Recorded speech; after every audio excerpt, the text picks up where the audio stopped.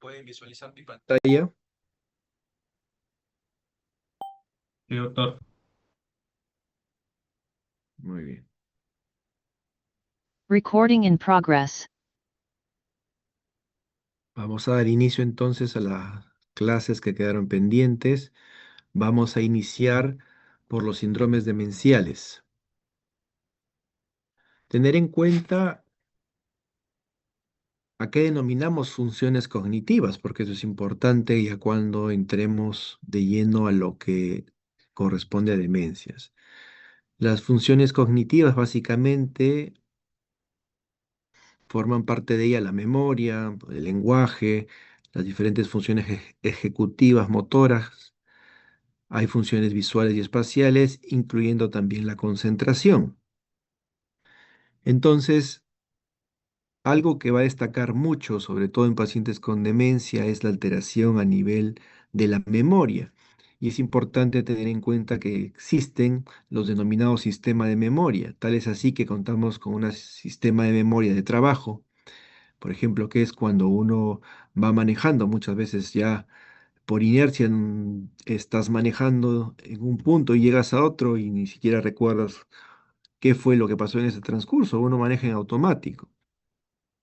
El sistema de memoria episódica, lo que sé de mí mismo, las experiencias, lo que comí anoche, por ejemplo, lo que hice en mi cumpleaños el año pasado, etcétera. Un sistema de memoria semántica, que es lo que sé del mundo, de las cosas, por ejemplo, de qué color es el cielo, de qué color es una cebra, el nombre del presidente, etcétera. Y hay un sistema de memoria procedural que se refiere a lo que se hace, montar en bicicleta, etcétera.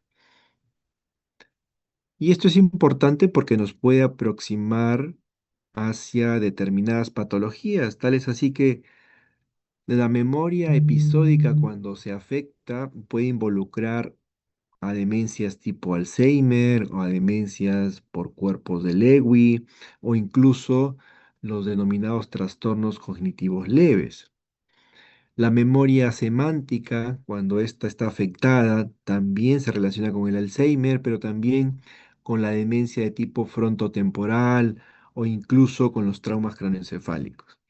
La alteración de la memoria procedural puede relacionarse con demencias relacionadas al Parkinson o a la enfermedad de Huntington o a parálisis supranuclear progresiva.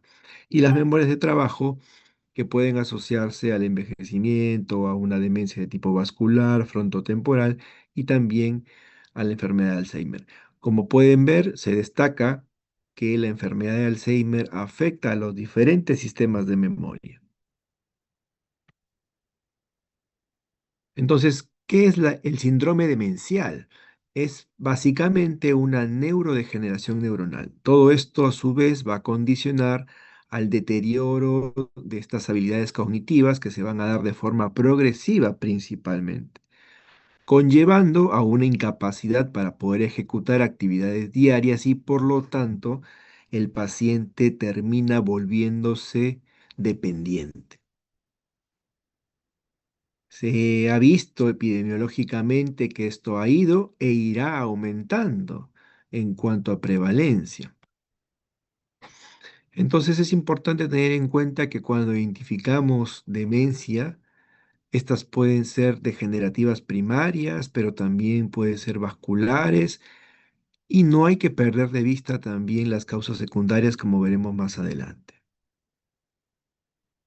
Es importante hacer algunas diferencias, diferenciar entre una demencia ya establecida y el delirio, que forma parte justamente del trastorno del contenido de conciencia, principalmente, donde tenemos un paciente que suele estar confuso, incluso alterado. El inicio es importante porque el delirio se presenta súbitamente, de un momento a otro, mientras que la demencia es básicamente la evolución es progresiva, el inicio es insidioso. El nivel de conciencia va a estar disminuido en el delirio y se va a encontrar conservado en la demencia. La alteración va a estar alterada también en el delirio y puede estar normal o también alterada en la demencia. El pensamiento en el delirio es desorganizado, el paciente empieza a hablar incoherencias, mientras que en la demencia más bien es empobrecido. El paciente va a estar con cierta afasia, por ejemplo, puede haber incluso afasia de expresión. Tú le muestras un lápiz y en vez de decir que es un lápiz, te va a decir, bueno, esto sí sirve para escribir, pero no le sale realmente la palabra correcta. En el delirio es muy característico la presencia de alucinaciones visuales, auditivas, mientras que en la demencia no. Y además en el delirio el paciente puede estar incluso con actividad psicomotora, con agitación psicomotriz, puede estar bastante alterado, mientras que en la demencia no suele suceder. También es importante diferenciar la demencia de la depresión, que muchas veces podemos confundirlo. Y eso es importante, sobre todo en adultos mayores. A veces los catalogamos como demencia, sin embargo, no es que tenga una demencia, sino es que el paciente probablemente esté deprimido. Entonces hay que tener en cuenta, sobre todo si ha habido ya antecedente de depresión, indagar por ahí si es que hay ideas de culpa, incluso ideas suicidas, quejas sintomáticas, esos pacientes que se quejan que ya les duele todo, tal vez también podrían entrar dentro de ese patrón. Así que hay que considerar. Bueno, y definitivamente, pues el Alzheimer es la demencia más frecuente a la que debemos conocer. ¿Qué es importante cuando evaluamos a un paciente? En general, una buena historia clínica. Y esto tiene que incluir datos de filiación, valorar bien cuál es el motivo de consulta, qué es lo que le trae al paciente a consultar con nosotros, especificar la enfermedad actual, el tiempo, el relato, etcétera, los antecedentes. Y a nivel neurológico es importante que hagamos un examen neurológico completo, que va a iniciar valorando la conciencia, hay que evaluar los pares craneales, el sistema motor, sensitivo, los signos meningios y tener en cuenta el examen mental para valorar todas estas funciones cognitivas que ya hemos mencionado.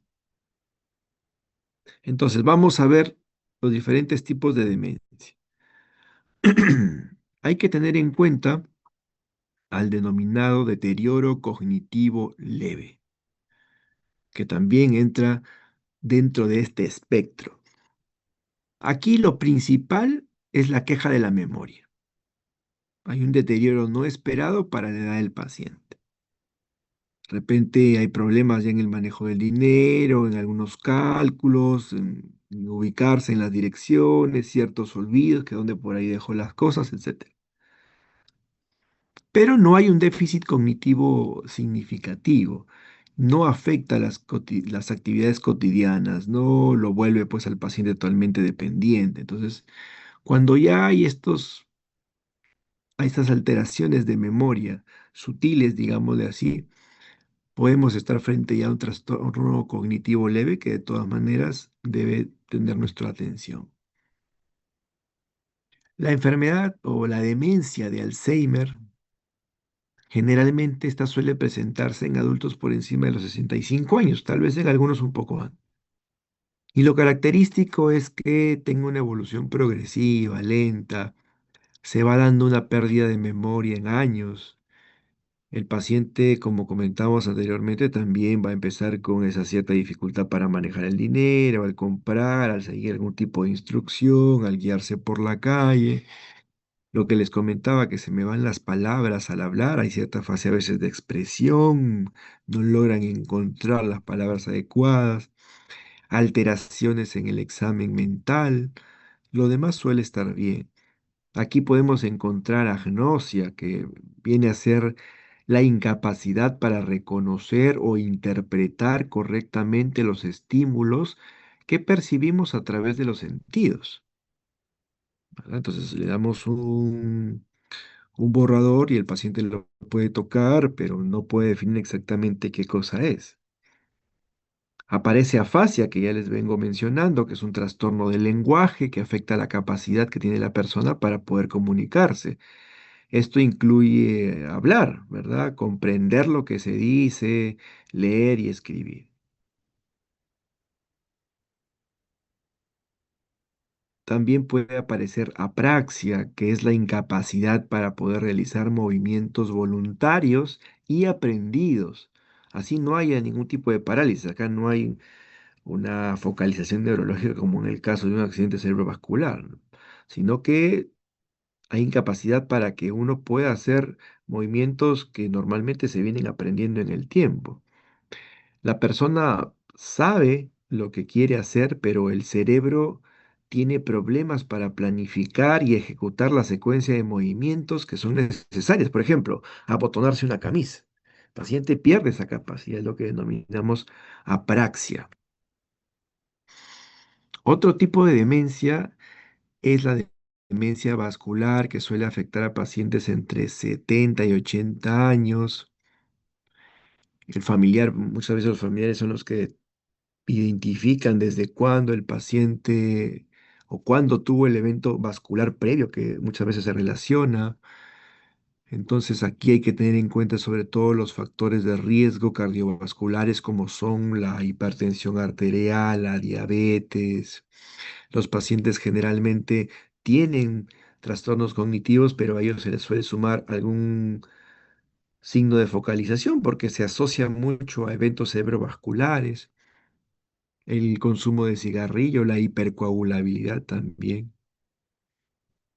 La demencia frontotemporal que se ve en personas menores, incluso entre los 45 y 65 años, que es lo que presenta el actor Bruce Willis. Bruce Willis tiene este tipo de demencia, una demencia frontotemporal, donde lo característico aquí es el cambio de personalidad que ellos desarrollan.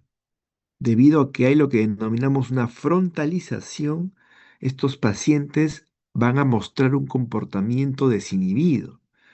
Pueden manifestar ideas obsesivas, obsesión por la comida, ganancia de peso, pueden mostrarse apáticos, puede haber pérdida de la función ejecutiva también, anormalidades en el lenguaje.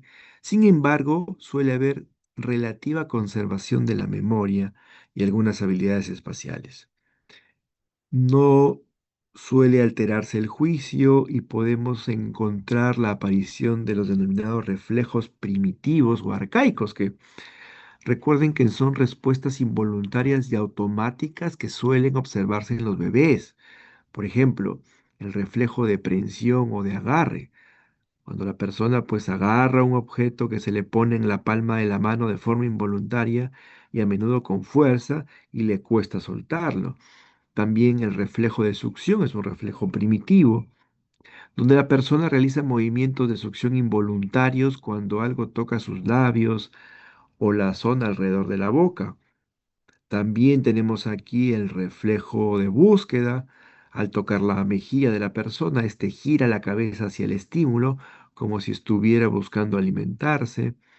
El reflejo palmo-mentoniano. Al frotar la palma de la mano se produce una contracción de los músculos del mentón.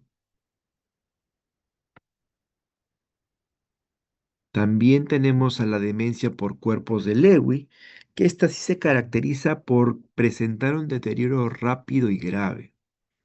Puede aparecer un parkinsonismo precoz, donde antes de que se instaure la demencia puede aparecer rigidez muscular, lentitud, trastornos de la marcha, pero aquí los pacientes no presentan ese temblor característico en reposo de los pacientes con Parkinson.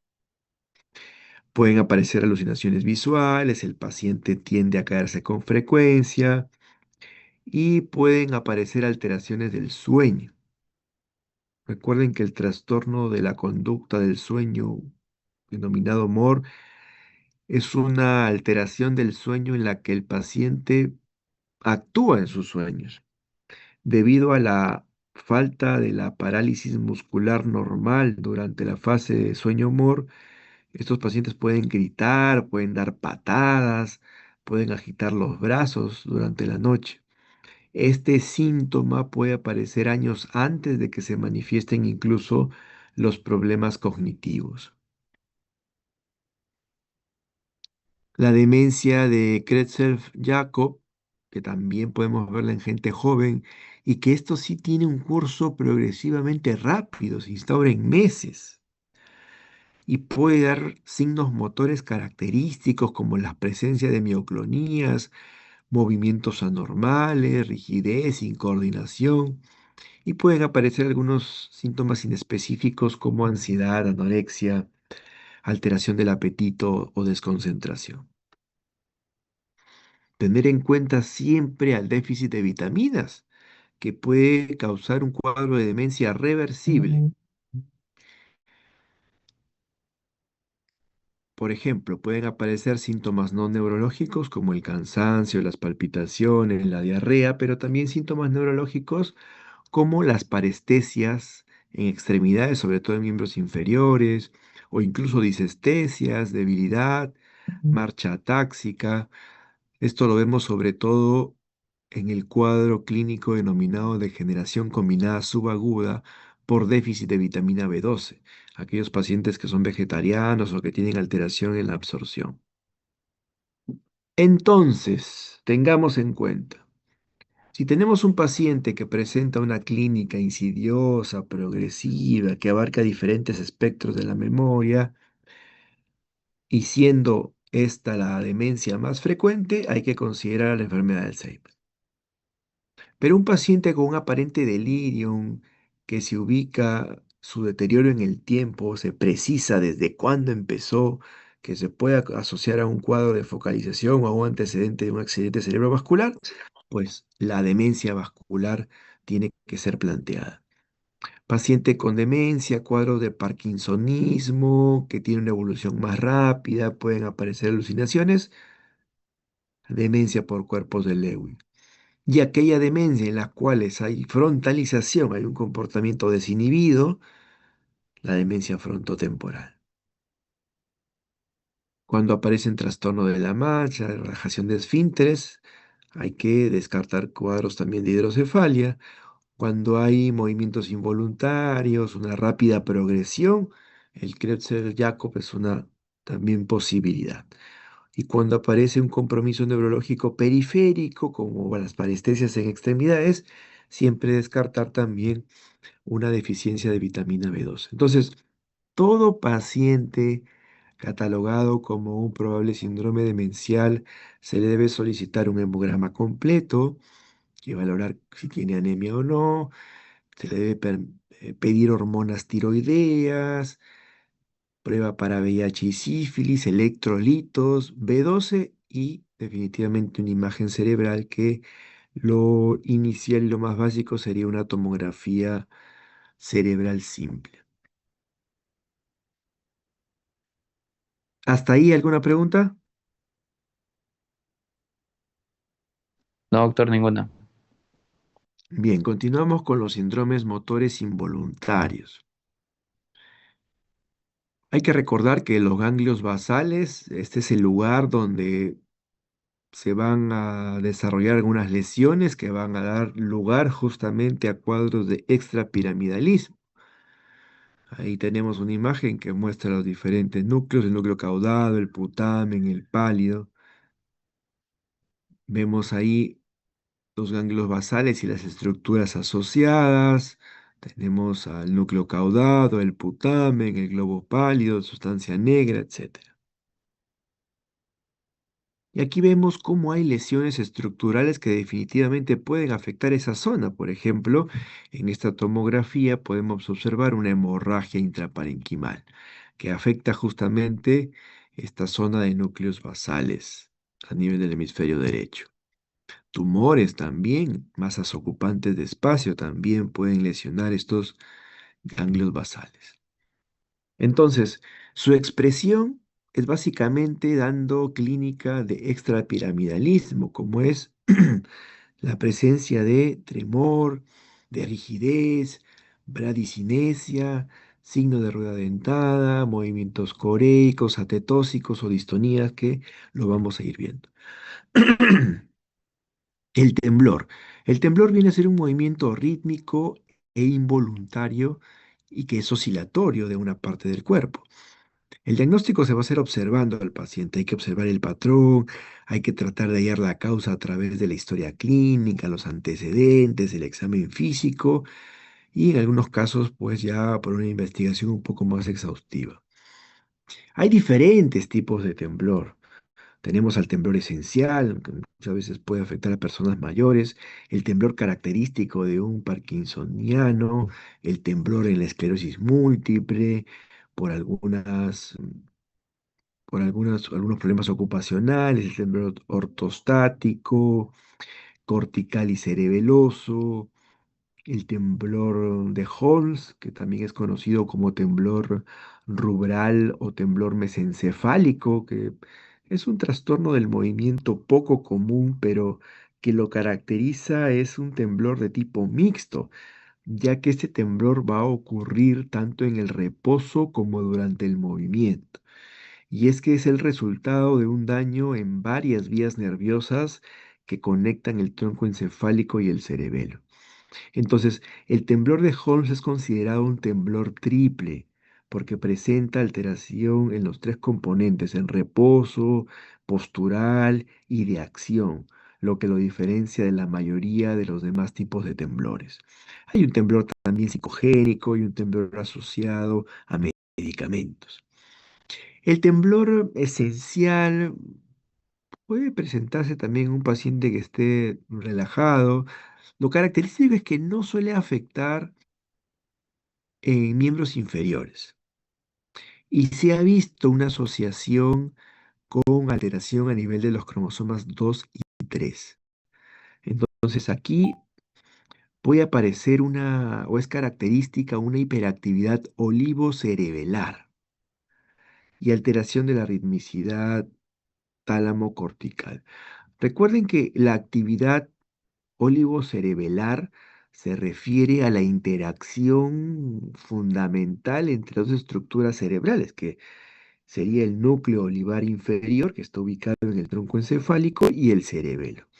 Y esta conexión es crucial para la coordinación motora, el aprendizaje de nuevas habilidades motoras y el ajuste fino de los movimientos. Por eso es que en el temblor esencial hay una hiperactividad de esta conexión. Y para el temblor esencial se puede dar tratamiento generalmente basado en fármacos como el propanolol, la primidona, el topiramato e incluso hay estudios que avalan que el alcohol también disminuye estos episodios de temblor esencial.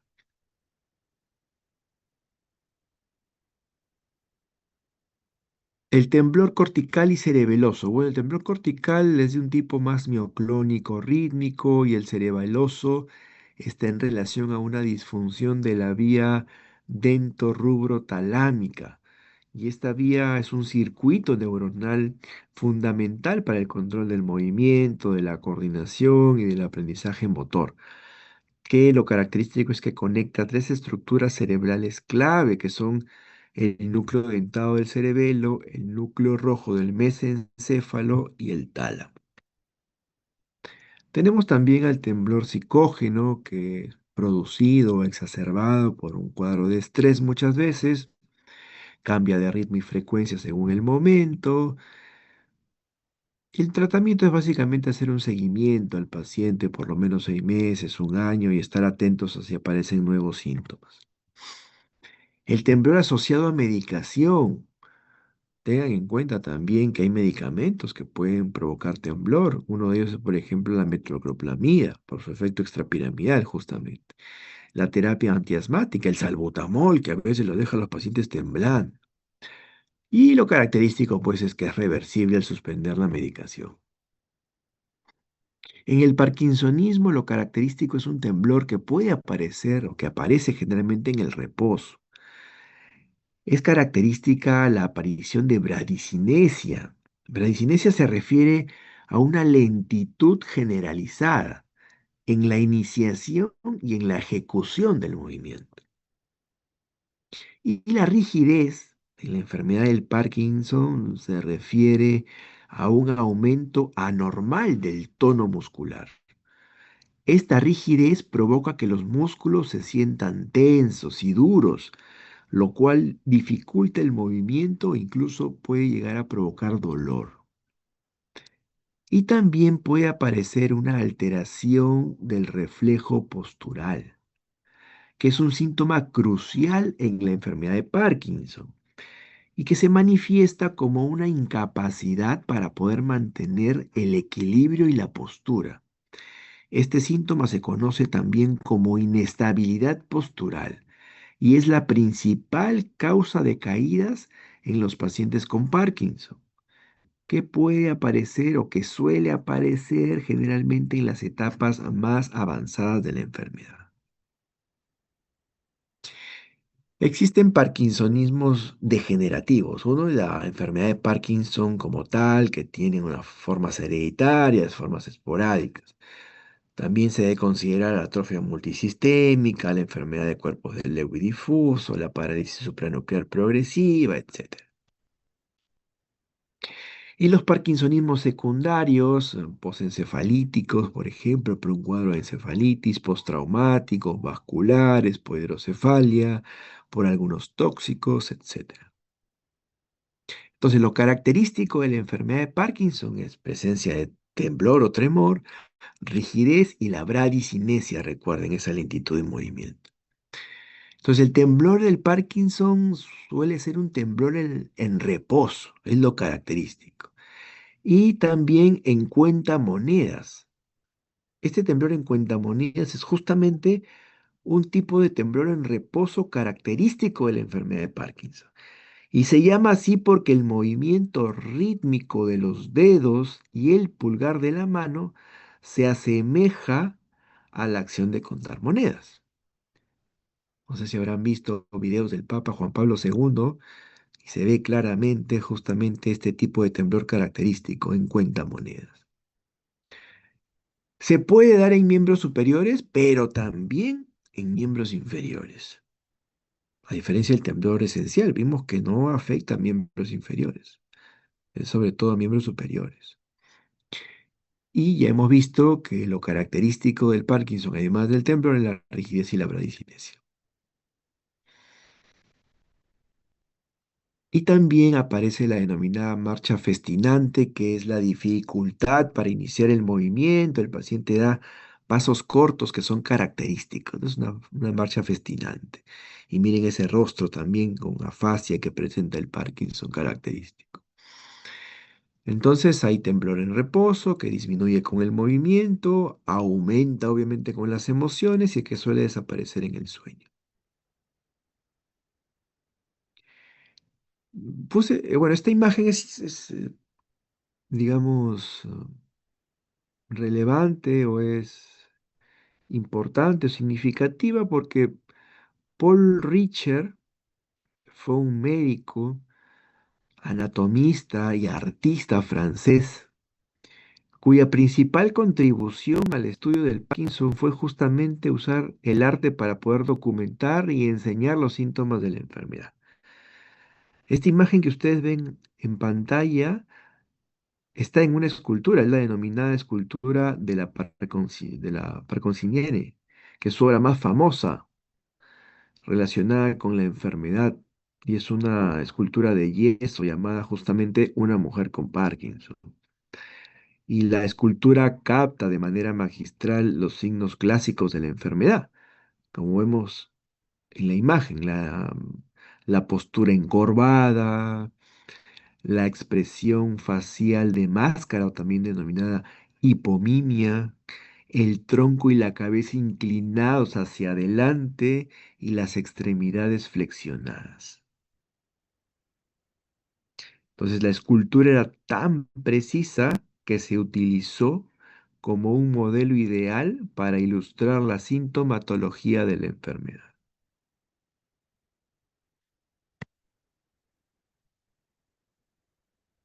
Entonces, en la enfermedad de Parkinson aparecen cambios posturales, la denominada postura encorvada con marcha arrastrante y festinante. Hay un escaso balanceo de los brazos que es característico y pueden aparecer caídas frecuentes, que ya hemos mencionado. ¿Por qué? Acá vemos una imagen de una paciente con enfermedad de Parkinson. Observen su rostro, la falta de expresión, la hipomimia, la postura anómala que adopta. El pie izquierdo mantiene una postura también distónica en flexión y rotación interna. En la enfermedad de Parkinson también podemos ver que aparece disartria monótona. La disartria monótona es un tipo de trastorno del habla que se caracteriza por una pérdida de la variación normal en el tono, en el volumen y en el ritmo al momento de hablar. Como resultado, el habla del paciente suena plana, sin vida y a menudo se describe como robotizada o sin entonación. Puede aparecer hipofonía, que es la disminución en el volumen o en la intensidad de la voz y que se caracteriza porque el habla suena suave, baja o susurrada, incluso cuando la persona intenta hablar fuerte. Y este es un síntoma común y a menudo uno de los primeros en aparecer en la enfermedad de Parkinson. Podemos encontrar una fuerza motora conservada, aparece micrografía, que es un síntoma común también en el Parkinson, que se caracteriza por una escritura progresivamente más pequeña. Entonces, no se trata de un problema de caligrafía, sino de una manifestación de la bradicinesia y lentitud del movimiento, y también de la hipocinesia, disminución en la amplitud del movimiento. Estos pacientes también pueden presentar estreñimiento, dificultad para orinar, deterioro de las funciones cognitivas, sobre todo al final de la enfermedad. Bien, la distonía. La distonía aparecen movimientos o son movimientos que comprometen porciones del cuerpo asociadas a posturas distorsionadas de extremidades y tronco, resultante del tono excesivo de ciertos grupos musculares. Vemos una imagen como el paciente está todo con el cuerpo hacia atrás, como hace recordar incluso la posición de opistótonos del tétano.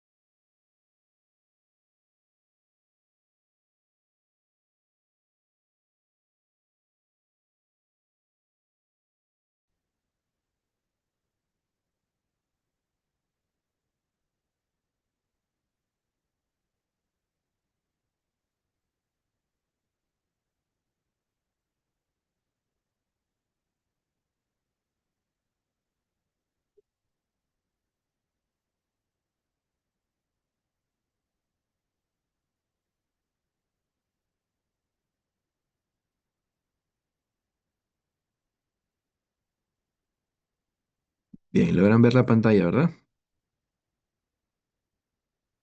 Sí, doctor.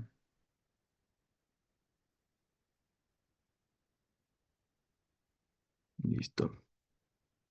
Bien, entonces, en la distonía, lo característico son las contracciones musculares sostenidas o espasmódicas que van a generar movimientos repetitivos tipo torsión y posturas anormales. Recording in progress.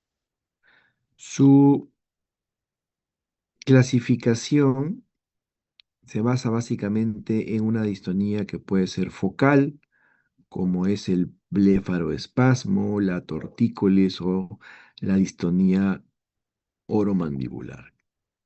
Acá vemos cómo hay una afectación a nivel del cuello. Lo que existe en estos cuadros es alteración del sistema extrapiramidal, particularmente del núcleo caudado y el putamen. Tengan en cuenta eso, son los principales sitios de afectación en las distonías. Núcleo caudado y putamen, y en menor frecuencia el tálamo. La distonía focal de origen periférico puede verse también a trauma de alguna raíz, plexo o de algún nervio en sí. Vemos una distonía focal. Aquí se muestra la denominada enfermedad de Haller-Borden-Spatz, que es el nombre antiguo de una rara enfermedad genética neurodegenerativa que ahora se conoce como neurodegeneración asociada a la pantotenosinasa, la PECAN, así le llaman.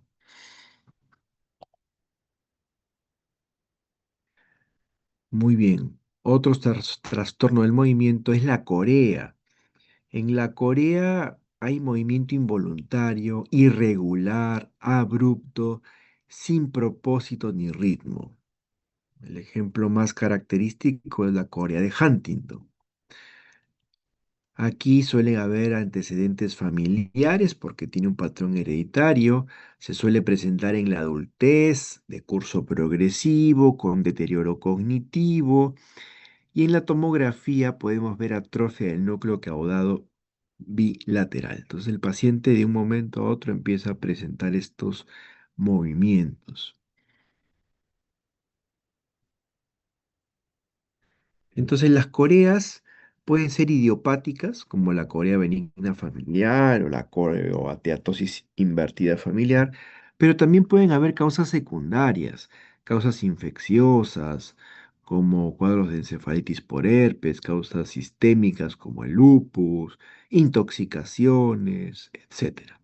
Y también iatrogénicas por algunos medicamentos como los neurolépticos, por ejemplo.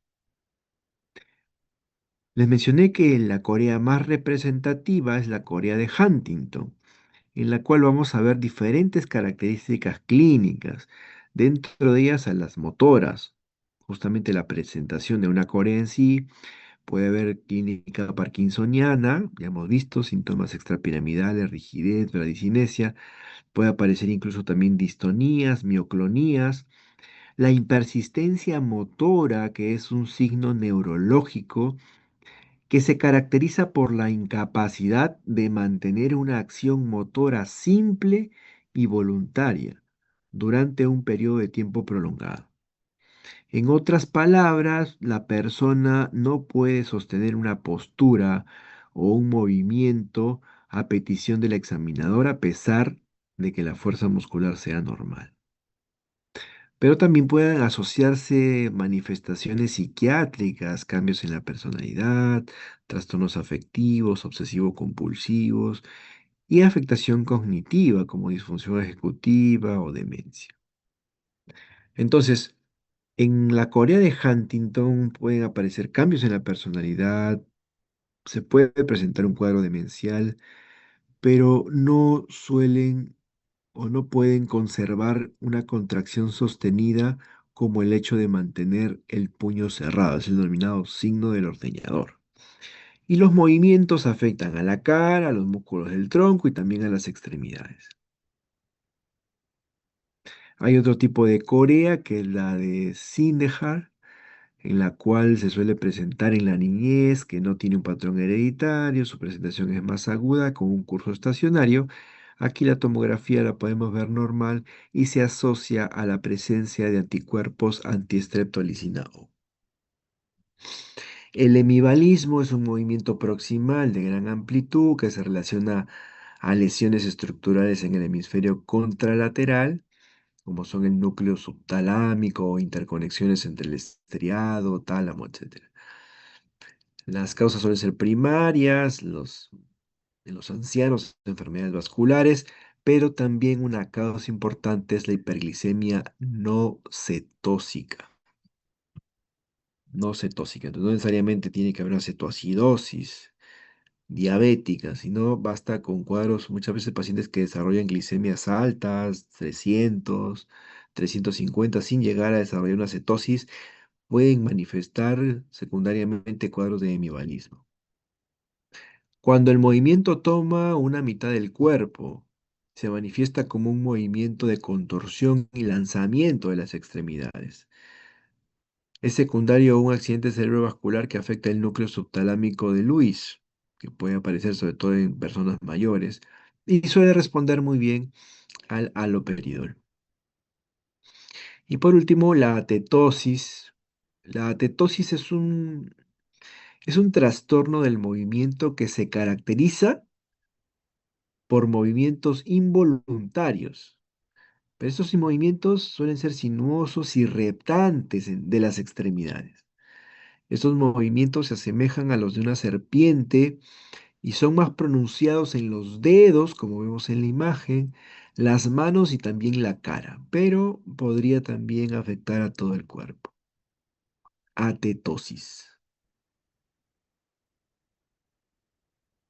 Muy bien, entonces también tener en cuenta que podemos nosotros evidenciar los denominados tics motores simples, por ejemplo, el parpadeo, que es que parpadean varias veces, el hecho de hacer muecas, crispar la nariz, sacudida de la cabeza, encogimiento de hombros, son los denominados tics clónicos.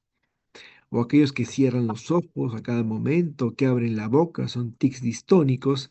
Y la rotación del cuello o contracciones de los músculos abdominales suelen ser denominados tics tónicos.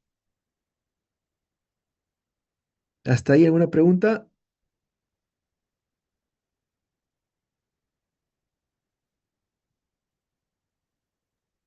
No, claro, doctor. Y el último punto vendría a ser el síndrome meningio.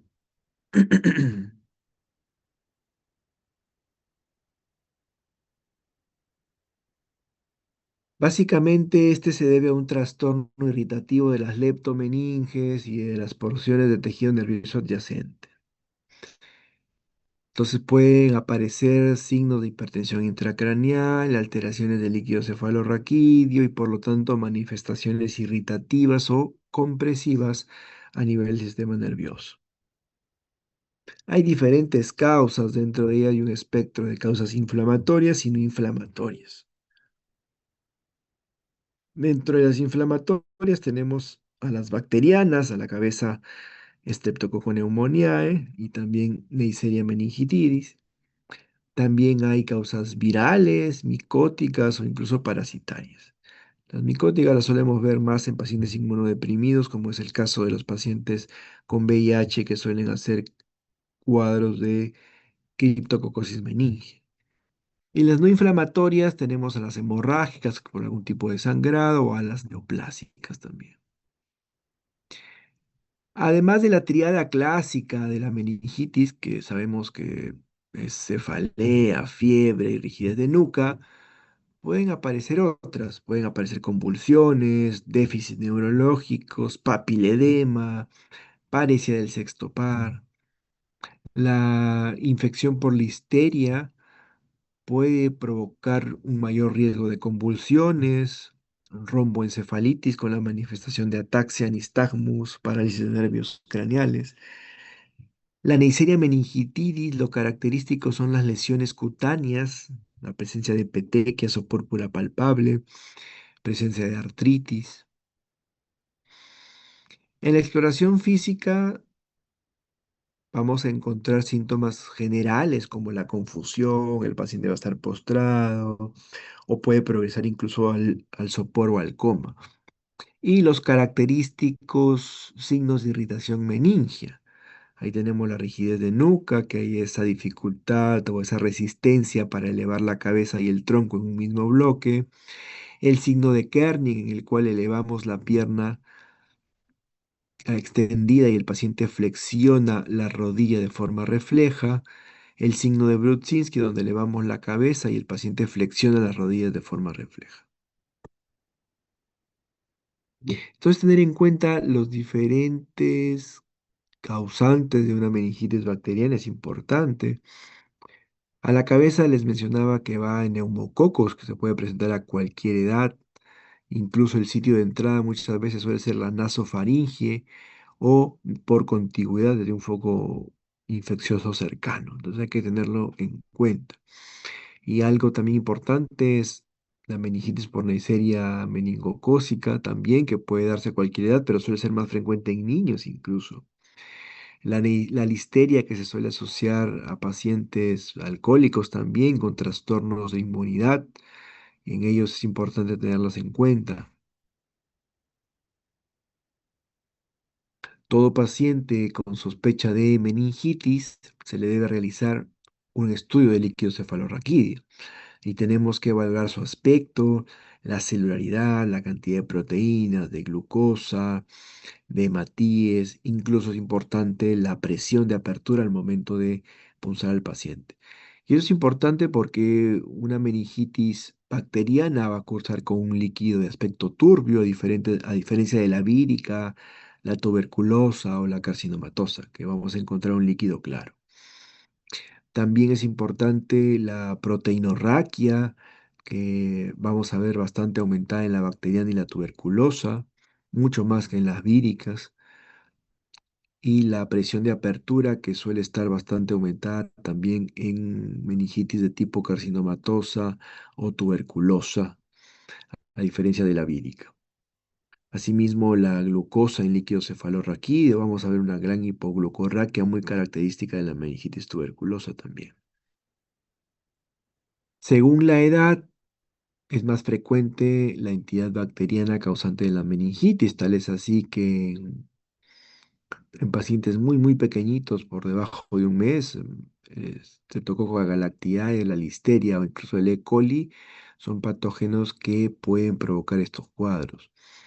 Y en niños ya de 2 años para arriba, podemos siempre pensar en Neisseria meningitidis y el principal germen causante que ya les mencioné, que es el neumococo, que se mantiene también en la edad adulta. Y a partir de ello son los esquemas empíricos de antibiótico que son los que se sugieren. Todo paciente adulto, que es lo que normalmente manejamos, de todas maneras tenemos que incluir a ceftriaxona y asociado generalmente a vancomicina para poder coberturar bien este tipo de gérmenes. Entonces, cuando hay sospecha de meningitis, está la teoría clásica de fiebre, cefalea, rigidez de nuca, y si a esto le sumamos la presencia de otros signos meningios o incluso alteración de nivel de conciencia, lo que se tiene que hacer es un estudio de líquido cefalorraquídeo. Entonces hay que hacer la punción lumbar. Lo primero es mirar ese líquido, si tiene un aspecto turbio y en la analítica vemos un predominio de polimorfonucleares con glucosa disminuida, proteínas aumentadas, todo esto nos orienta definitivamente a una meningitis bacteriana.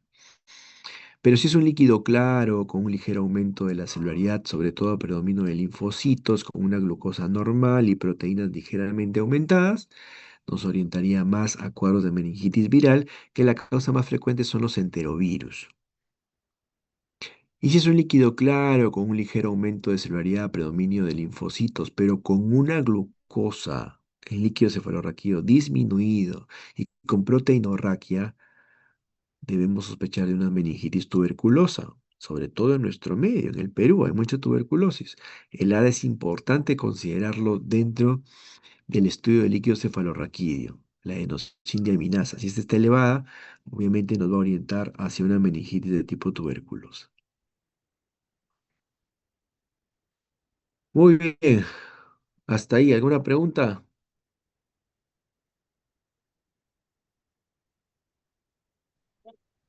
No, claro, doctor. Muy bien, chicos. Eso ha sido todo entonces. Gracias. Hasta Doctor, una pregunta más bien. Más o menos en las preguntas para el examen, más o menos en qué nos orientamos, ¿en casos clínicos o conceptos teóricos? ¿O usted qué recomienda? Sí, revisen bien las diapositivas y obviamente lo que he mencionado también de forma verbal. De ahí es básicamente las preguntas. Ah, ya, listo, doctor, muchas gracias. Ya, nos vemos. Gracias, doctor. Gracias, doctor. Ya. Recording stopped.